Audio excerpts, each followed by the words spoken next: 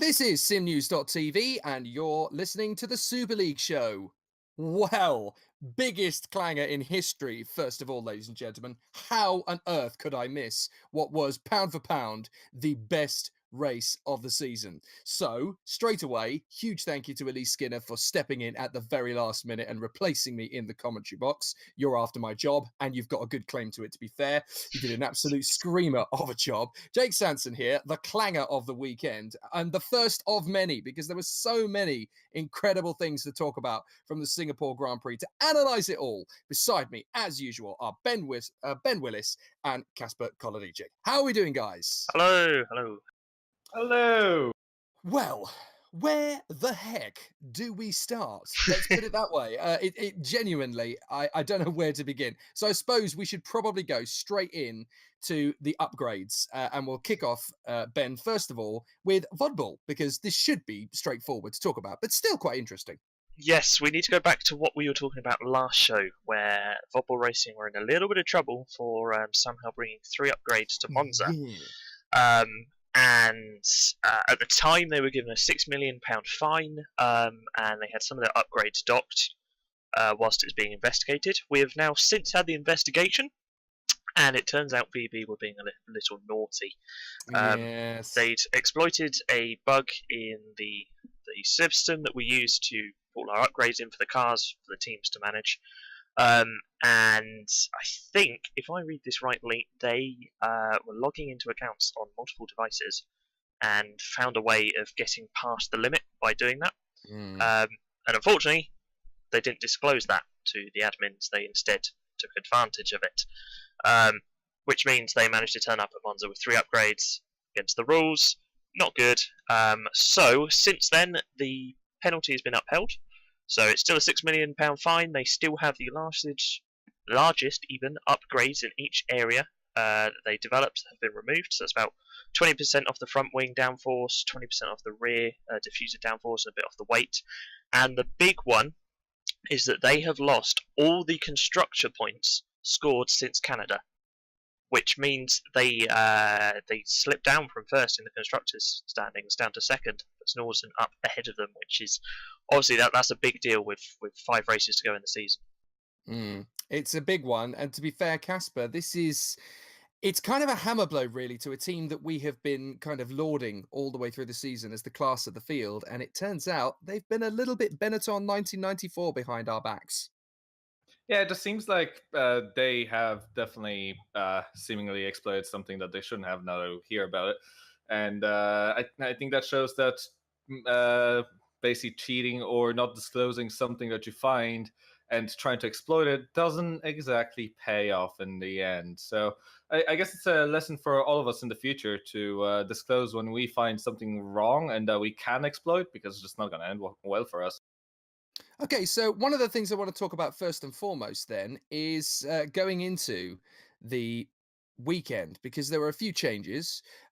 We only had one Storm on the grid, which was interesting. Only Mike Quint showed up, Ben. That's an interesting one. Yeah, not ideal from Storm, who have been languishing towards the bottom end of the table. They've had a big issue trying to retain drivers this season. We've seen so many people going through that car. It's also worth noting as well, there was no Lee Morris or Nick Rowland, so no Mad Capes, which is huge. No Mad Capes when they're fighting for 3rd position in the Constructors' Championship. Exactly. Where on earth were Mad Capes? So as far as I know, I only know of Lee Morris, and he wasn't there because of some PC issues. He was struggling to maintain a decent frame rate while driving around the track. Obviously, Singapore night race. It's a very highly detailed track as well. So I know a few people were struggling with PC issues. Alex Cooper as well over at Hawkeye. He didn't race because he was having a few stutters as well. So maybe this track wasn't the most suitable, shall we say, to use. There was obviously a few known issues, but you know the league pressed on with it. And unfortunately, that means we didn't have the likes of Lee Morris or Alex Cooper, or maybe even one of the Storms as well. It's very true. And we had quite a bit of a merry-go-round of seat time, of course, as well. The Hawkeyes, 2 completely new faces, Kacper, coming into this one. Dino Paolini, the German, came back to the fray, and so did Bastian Paisler. So the Hawkeye drivers, Dino Paulini, we have seen quite a lot of in other series, Super Cup if I recall correctly. So he is definitely a very fast driver, and it has shown definitely some good pace in this race as well. And finishing in the top, well, we'll talk about that later as well. But he is definitely not. He definitely wasn't too much of a disappointment for a driver who hasn't raced the series. Although, to be honest, Bastian has not exactly shown that great of a pace. But Mm. I think he did keep on going until a certain point in the race. I tell you what, qualifying was quite interesting as well because we had a few other faces that we were trying to get used to. Green Stripes had a new driver, yay! Alongside Matt Varley, we had the German Lucas Zimmermann came into the car. And over at Red Archer, Michael Ayres had a new teammate in the Indian Sandeep Choda, Ben. That was an interesting draft in. Yeah, Sandeep hasn't sort of been around GPV much this season. He's sort of popped up a couple of times in Super Cup for Hints Motorsport, but it's nice to see him back. He's done a few SL races back in the past, back sort of 2014, 2015 time. And Lucas Simon, completely fresh face to GPV. I think I can't recall him racing in any of the other career ladder races. So really nice to see some fresh faces there. And nice to see Matt Varley back as well, because I don't think he's been in the Green Stripes recently. He's been away for a few races, so nice to see him back as well. So we only had 19 cars entered then, with only one storm in the shape of the Dutchman Mike Quint and no Mad Capes. Still can't quite get over that. That's a bit like that. No, let's be fair. That is the equivalent of no Red Bull on the grid in Formula One. I mean, they're third position in the team in the championship standings, and yeah, they just didn't show up. So we had a bit of an interesting fight for pole position. Rudy Van Buren once again, very very strong in terms of his pace, but all of that pace, it's worth pointing out, from qualifying came in the third sector. He was not the fastest driver in either the first or second sector. That actually went to Fran Lopez, who joined him on the front row of the grid, Kacper. Really impressive from Fran to step up to the plate and take on the challenge. I think we've seen Fran Lopez really improve ever since the world's fastest gamer in competition, and he has been stepping his game up quite a lot. And this qualifying really shows it. He has at the beginning of the season, we remember we really were disappointed with his pace, but now, I mean, his pace is really up there, very close to Rudy, and having that Adonis car, which is actually a very good car at this point of the season. I think it's helping him as well, and his teammate, to be honest, as well. Right. So with those two on the front of the grid, we obviously had a very interesting race to talk about, but let's quickly run through the rest of the grid because we've got so much to talk about with everything else. Risto Capit third on the grid alongside Flo Gaia, with Alex Siebel in the second of the Adonises, again doing a really good job on the third row alongside David Fidek, with Jarl Tyen, David Francic, Dino Paolini, and Gego Baldi way down in 10th position on the grid, 1.6 seconds off the pace of Rudy Van Buren. Really not a good sign for the rest of the season. Okay, let's talk rubber. Tires were a really, really big point coming into this one, and it was always going to be a plus point. There was one team that decided to go in a completely different direction to everybody else, but the big one, Kacper, is Vodbull. They felt they had a really interesting tire choice in terms of strategy. It's fair to say they couldn't have got it more wrong. I mean, I think they really regretted from basically the first stop of the race. They went and basically discarded the super soft tire for a medium tire, while everybody else went for the three softest tires. And as it turned out in the race, pretty much everybody went for the super soft as their main race tire. And it turned out that that was so much quicker that in the end, even though you may have gotten away with one or two, or even sometimes three less pit stops, it was just so much slower, even just on the soft compound, that not only did the medium not come into play, the soft was not the race tire. Yeah. And Bodbull started losing so much time that that they have lost a lot during this race. And just to give you a couple comparisons, we had 6 to 7 laps on the ultra softs, 8 on the super softs, and 10 on the softs. But the pace difference between the tires was just so huge. Yeah, because the ultra softs only lasted 6 to 7 laps. And we only had 8 laps for the super softs and about 10 roughly for the softs. So, I mean, it created yet another race, Ben, where we only had, let me think, how many pit stops? Well, most teams did about 6 or 7. I think there were some teams even putting 8. It was yet another free-for-all in the pit lane. That's way over, what, 100 pit stops? Yeah, absolutely. Yeah. Kept the pit crew busy. But I actually met up with Mike Pittman, manager of Volvo Motorsports, a few days before the race actually, and he told me, we're planning to run a different tyre strategy, ultra soft to medium, and I have to say I did raise an eyebrow there, and I was a bit surprised. Like, really, Singapore? It's not massive. I didn't really see the point in using a harder tyre. I think you just lose out too much, and we've seen that here. The only reason I could have foreseen for them doing that was maybe to try and hold up the Nordson, so use Risto as a bit of like a sacrificial lamb, I guess. But to try and slow down the Nordson so they couldn't catch up to Rudy by putting him on a soft or a medium. And because it's Singapore, because it's a street track, harder to pass as well. That's the only reason I could see him using that softer tyre, really. Otherwise, it didn't make sense. Well, initially, things started quite well for Vodbull, Kacper. I mean, we kind of had a really good, stereotypical sort of pace. So here we go. Off they go into the distance. And we thought it was going to be yet another procession and one step closer to the title. Funny how things changed. Yeah, at the very beginning of the race, the two Vodbulls actually ran away until I think after having 4 seconds gap in the first 2 laps against the entire field. But that was starting off on the ultra soft tires, so that really wasn't yet. It hasn't shown what is going to happen, and once we got tire changes, I think that's only when we really realized what's really going to happen and how this race is going to be very tactically challenging for Vodbull. And not even the first, I think it only really kicked off with Vidok coming up to Van Buren around just before the third round of pit stops. So let's talk a little bit as well with the way that Vodbull, started to disappear, but then we kind of should have seen really the pace from Fran Lopez that he showed from qualifying. His first and second sectors were so strong, but it was clear that after that little brush with the wall, Ben, it was just all kind of unraveling in the early stages. Yeah, he sort of had a bit of a sort of fade away kind of race, and it's a shame because his 1 lap pace is stunning, brilliant, absolutely brilliant to put the Adonis on P2. But it's one thing we talked about all of the season is consistency, and it just seems when it comes to the race, Lopez lacks that. He can't maintain that consistent high pace without making a mistake or making a silly move on someone.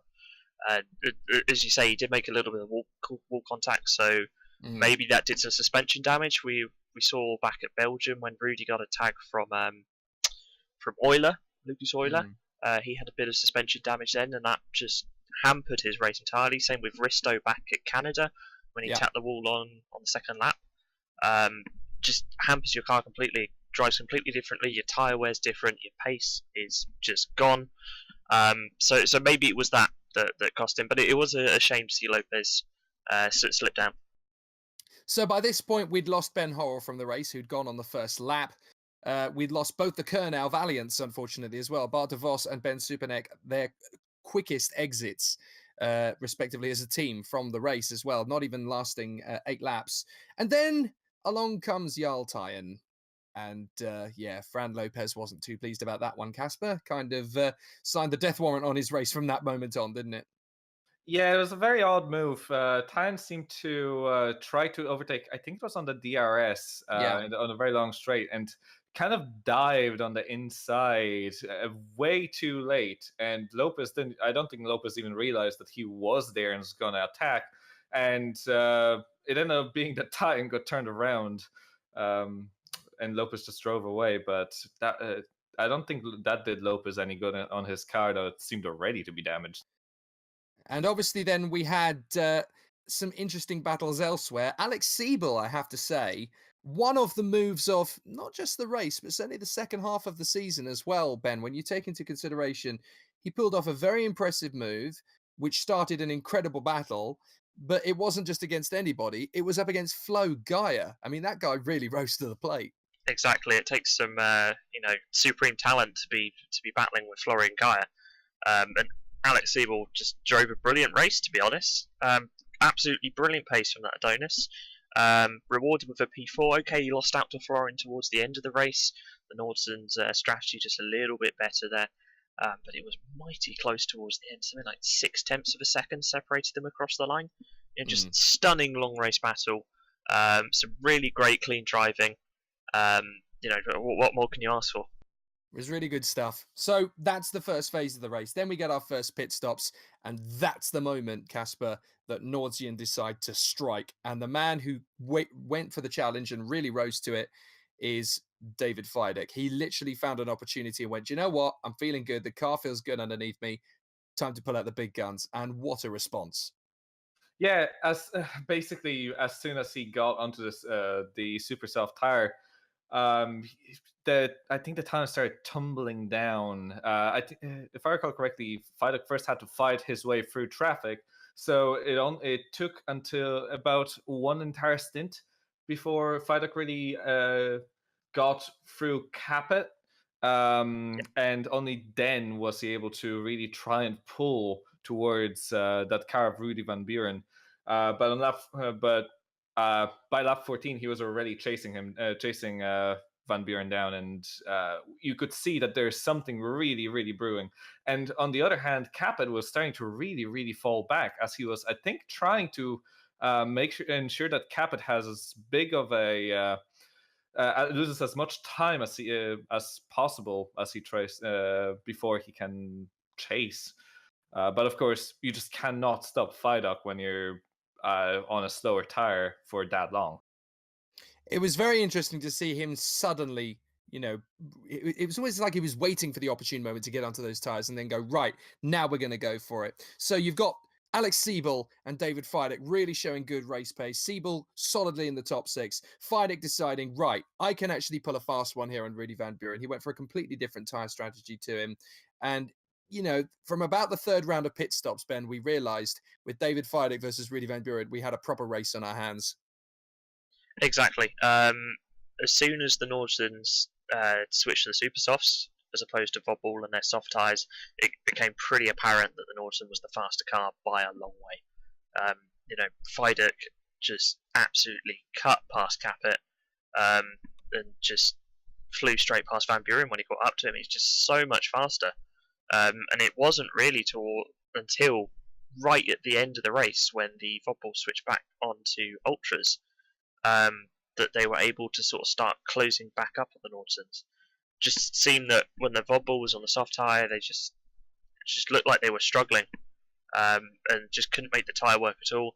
Obviously, it's slower than the super soft. We know that it's a harder compound, but it was even greater extent than just a tyre. It just looked like the Vobble wasn't happy. Didn't look like they got their strategy right at all. And then, of course, we had the development of the race for the other Vodball, Risto Capet, who kind of reminds me this season a little bit of Danny Pedrosa in MotoGP. He has a really, really good couple of races, and then it all tails away. And then he comes back, and then it all tails away. And then we see something really spectacular, and then he just looks average. It's quite a strange scenario, Kacper, because Risto, he's proven he's a race winner. He's had the misery of Monza. This was a good opportunity. And he had a great chance and a great platform to battle with Flo Gaia and give himself that boost back again.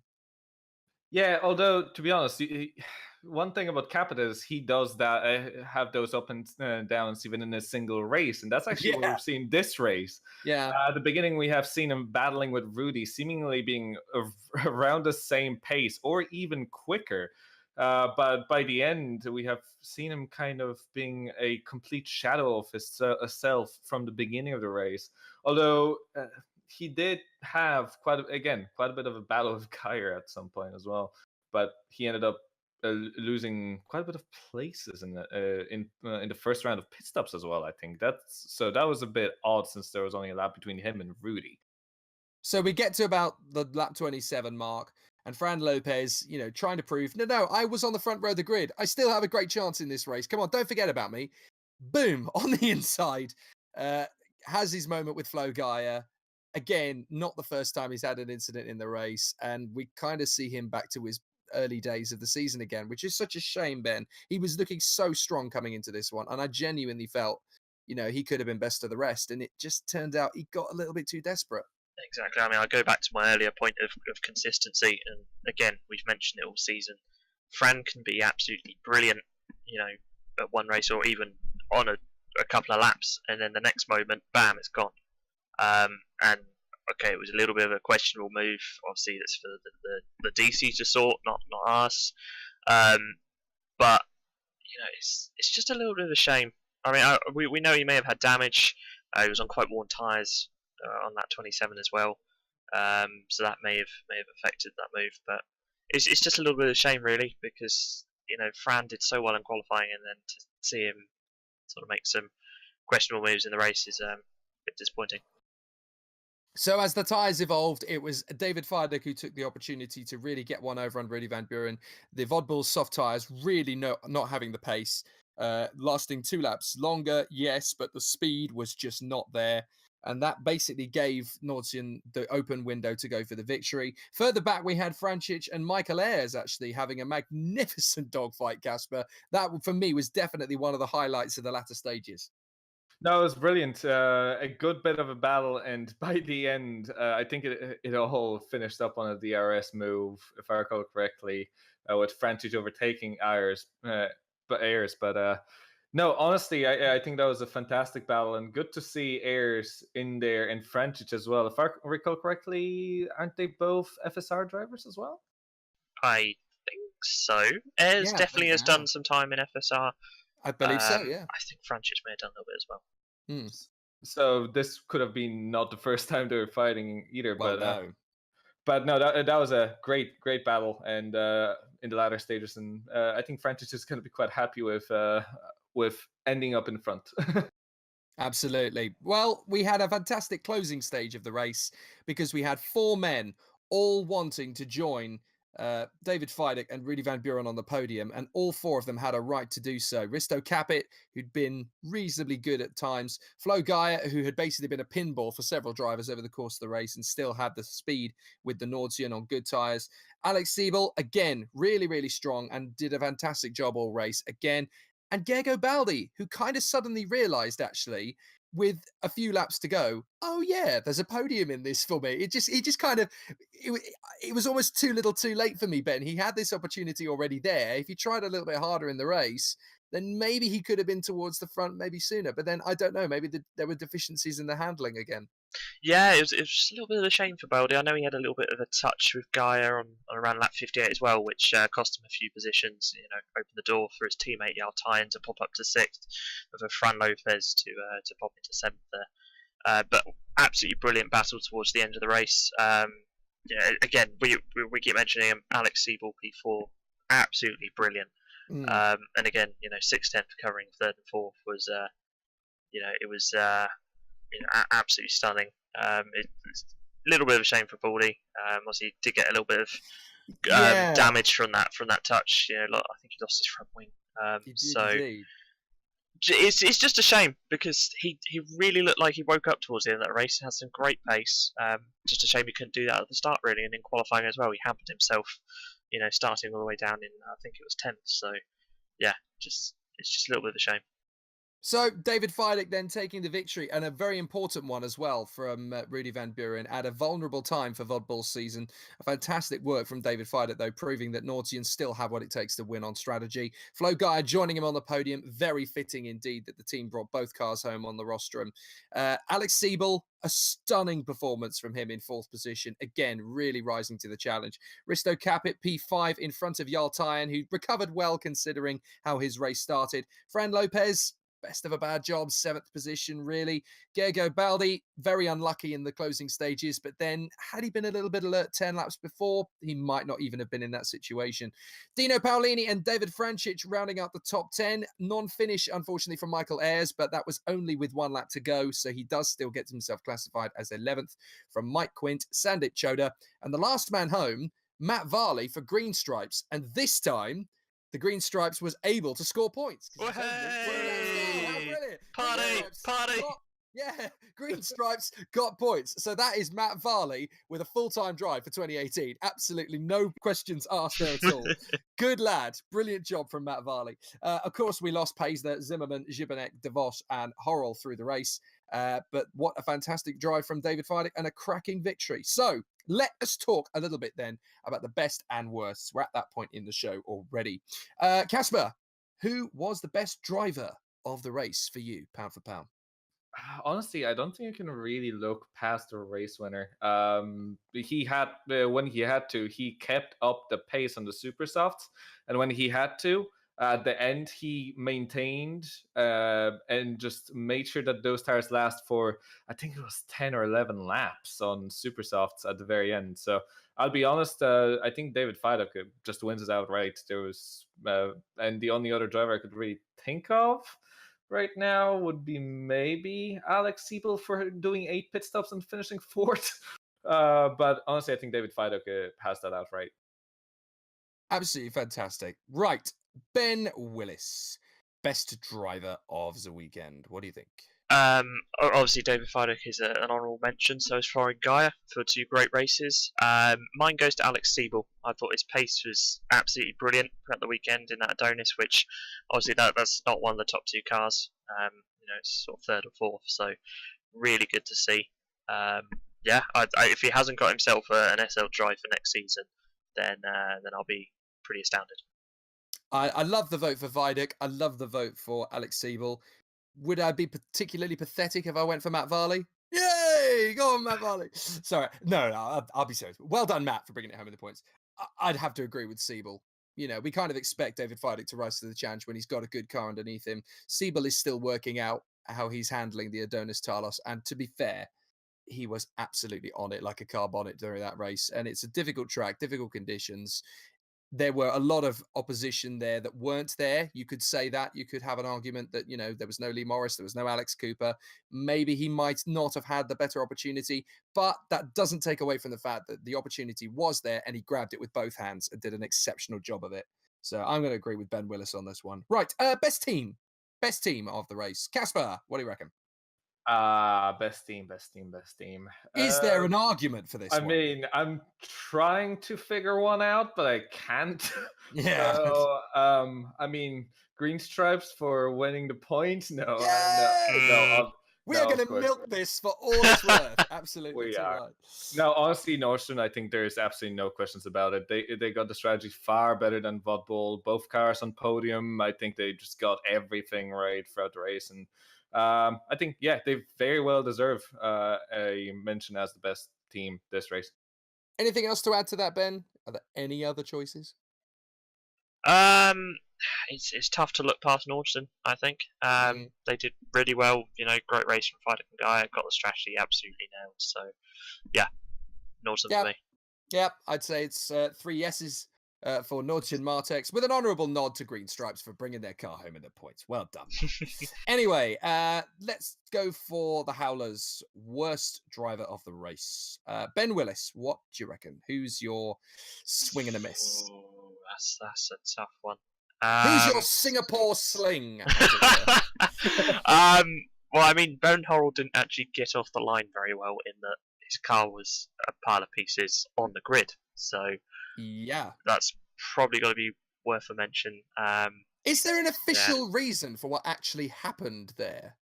I'd also, because it didn't get picked up on the broadcast. It was a tough one to see, but I remember seeing all the cars filter through turn 1, and then just seeing a rear wing and a front wing, and then just a stricken SRS in the track. So I think it's annoying.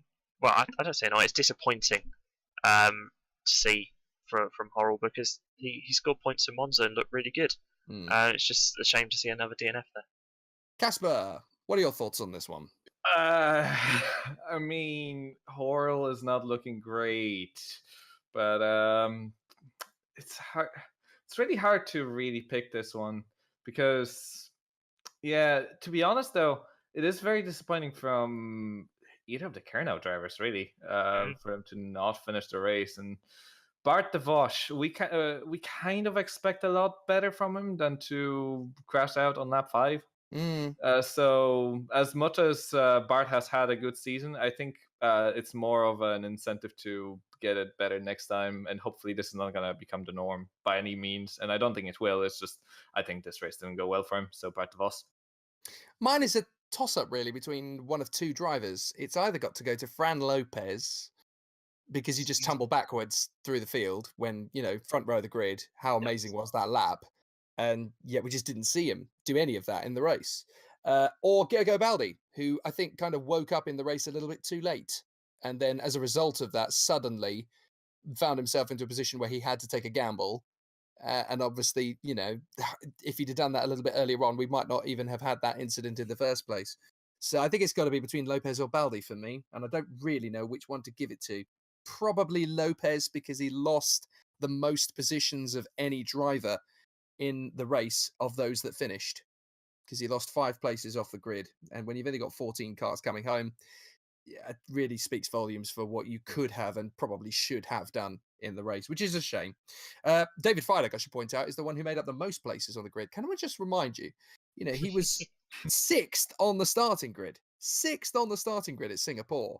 And he came through to win. And he becomes the 5th different winner in 6 races that the GPVWC has run in Super League.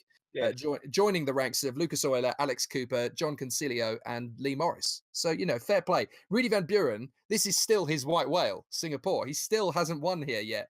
So that could be an interesting one for next year to see if he can get the monkey off his back, because he was only 3.5 seconds away from it.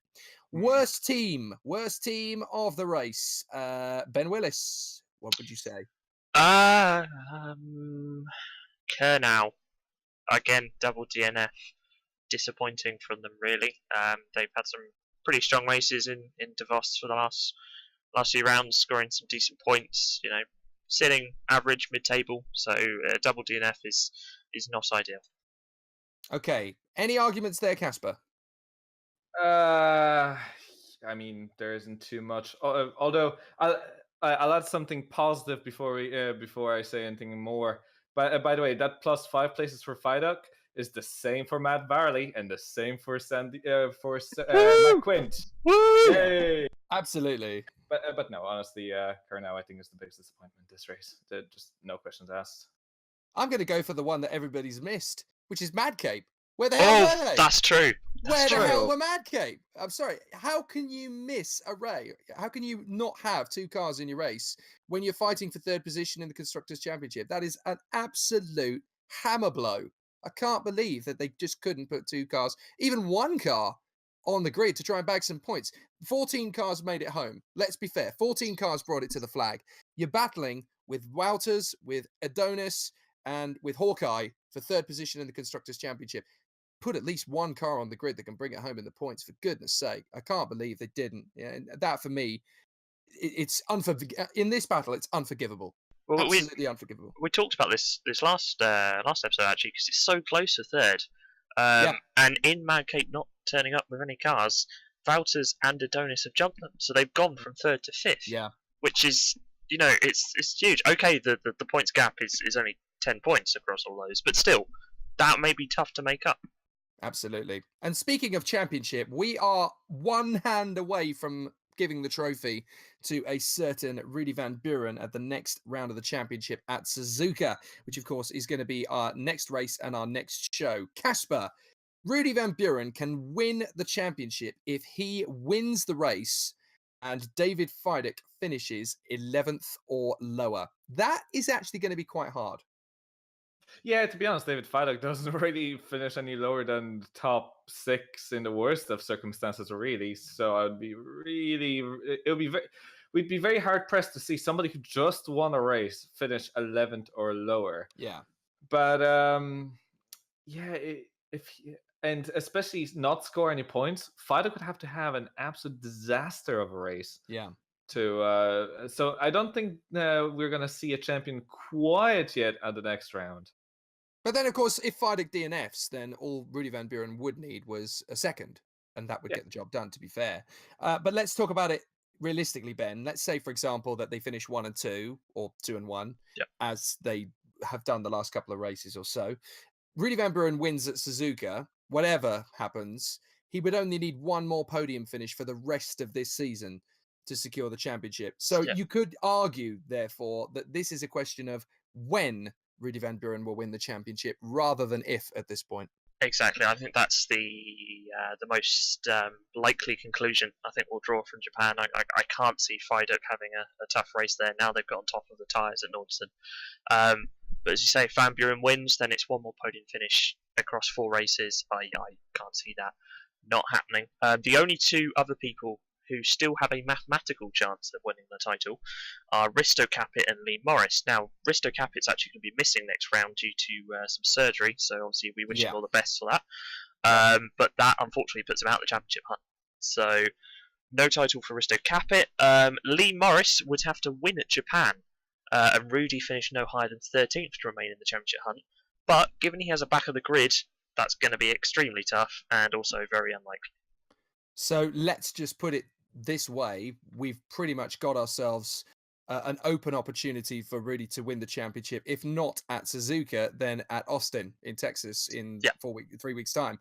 So that would basically mean he wouldn't even have to show for Mexico, Brazil, or Abu Dhabi, and that could end up making the last 3 rounds of the championship particularly exciting. So we'll have to see what happens. But of course, one thing we haven't mentioned recently, at least I don't think we have mentioned recently, a nice way to end the show, I think, is that not only is Rudy Van Buren 1 step away from clinching the GPVWC Super League, he is also the new winner of the Rfactor 2 challenge of McLaren's World's Fastest Gamer. He won the final, which is absolutely incredible, which puts him in the box seat to go and get a McLaren virtual race driver role, which is absolutely incredible. He could literally be the simulator development driver for McLaren next year with their new Renault engines for 2018. So he could well be in a race winning team in Formula One next year. How incredibly exciting is that? So let us get you ready for the next one. What can you listen to next from SimNews.TV to do with GPVWC? Well, that's the Scrutineer. That is going to be on the 28th of September, I do believe. So you will be able to catch up with all of the stuff after that. And that'll be straight after the SimNews.TV coverage, of course, of the GPVWC Super Cup. I've just been corrected, actually. It's not going to be that date. It's going to be the... I think it's the 21st. 21st, sorry. Yeah, you're absolutely right. 21st rather than 28th. I'm going a week too fast. So yes, so that's it.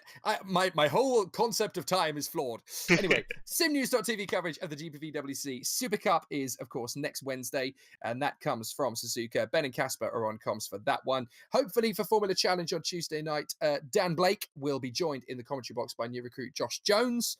And then as long as I wake up and, keep myself completely, totally and utterly conscious, I will be back in time to get into the commentary box again with Josh Anderson for the next round of the championship at Suzuka, where we could well see a champion crowned. And don't forget, of course, we'll be back for this show once again on the 28th of September. Do follow us on Twitter at SLShowSN. Use the hashtag SLShow if you want to chat with us on Twitter. And of course, the Downforce UK plug as well. We have to get that in there because obviously we're still supporting GPVWC all the way, hopefully into 2018 as well, at Downforce UK. My big thanks once again to Ben Willis and to Kacper Kolodijic. Thank you very much indeed, gents. Thank you. Thanks.